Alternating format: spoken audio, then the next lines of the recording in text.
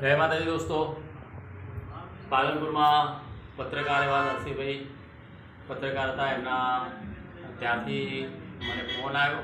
એમણે મને કીધું કે ભાઈ ચકલીના બચ્ચા છે તો એને ચકો અને ચકી આવતા નથી, તો મરી જશે. 2 દિવસ થઈ ગયા એટલે ચકો ચકી કંઈ પ્રોબ્લેમના કારણે, પંખાના કારણે, લાઇટમાં કે કંઈ બી કારણે મરી ગયા છે અને આ બિચારા ભૂખ્યા મરી જતા.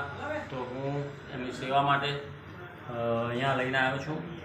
અને આ જુઓ, હું એને ખવડાવું છું. કેટલા ભૂખ્યા છે જુઓ, કેટલા ભૂખ્યા છે જુઓ.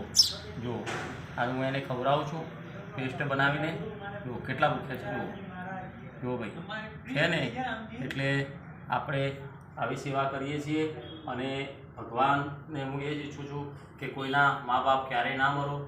અને આમના મા બાપ મરી ગયા છે તો એમને ખાવાની દિક્કત થાય છે, પ્રોબ્લેમો થાય છે. તો હું એને લાવીને હવે મોટા કરીને ઉડાડી દઈશ.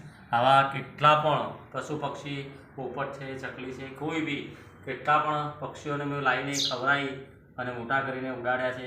અને આને પણ ઉડાડી દઈશ. તમે પણ આવી સેવામાં જોડાઓ.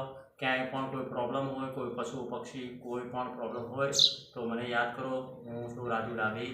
મારો નંબર છે 99 139 76 392. જય માતાજી દોસ્તો.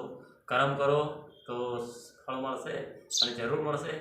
કરમથી મોટું કોઈ નથી, ધર્મ પણ નથી. એટલે ધર્મ અને કર્મ એ બધું આગળ છે. સમય છે અને કર્મ છે. તો કર્મ કરશો તો સમય સાથે ચાલશો, કર્મ નહીં કરો તો સમયની સાથે નહીં ચાલી શકો.